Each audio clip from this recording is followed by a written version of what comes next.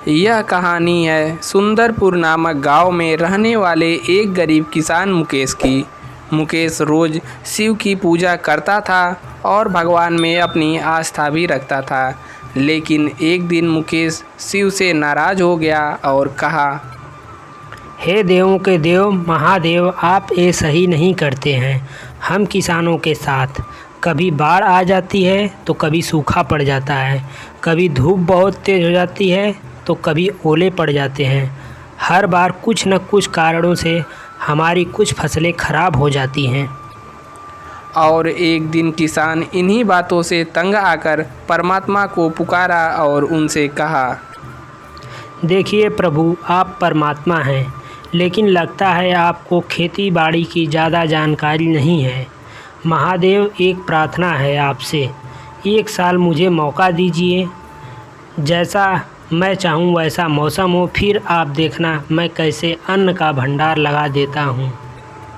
किसान की ये बातें सुनकर शिव जी ने किसान को आशीर्वाद देते हुए कहा, जाओ वत्स, तुम्हारी मनोकामनाएं पूरी होंगी। जैसा तुम चाहोगे ठीक वैसा ही मौसम कर दूंगा। यह सुनकर मुकेश बहुत प्रसन्न हुआ और महाकाल को नमन करके वहां से चला गया।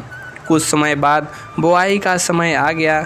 मुकेश ने गेहूं की बुआई की। मुकेश ने जब चाहा तब धूप खिली और जब चाहा तब पानी और जब चाहा तब तेज़ धूप। ओले और बाढ़ तो उसने आने ही नहीं दिए। समय के साथ फसल बड़ा हो गया। कुछ महीनों बाद अब फसल तैयार हो गया, जिसे देखकर मुकेश खुश हुआ और बोला, वाह, कितनी अच्छी फसल हुई है। ऐसी फसल तो मेरे पूरे जीवन में नहीं हुई थी। इस साल तो फसल बेचकर मैं मालामाल हो जाऊंगा। इसके बाद किसान मन ही मन सोचा, अब पता चलेगा महादेव जी को कि फसल कैसे उगाई जाती है। बेकार ही महादेव इतने वर्षों से हम किसानों को परेशान करते रहे। कुछ दिन बीत गए और अब फसल पक कर तैयार हो गई थी। उसे काटने का समय आ गया था। किसान बड़े गर्व से फसल काटने गया, लेकिन जैसे ही फसल काटने गया एकदम से सिर पकड़कर बैठ गया और बोला, इस फसल में तो गेहूं के एक भी बाली के अंदर गेहूं नहीं है।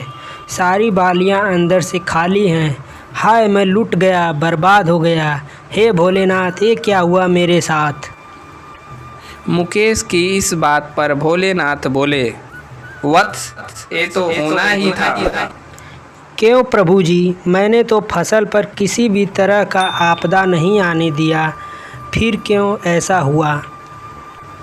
वत्स, तुमने तो यही गलती की। तुमने पौधों को संघर्ष का थोड़ा भी मौका नहीं दिया, ना तेज धूप में उनको तपने दिया और ना आंधी और ओले से जूझने दिया।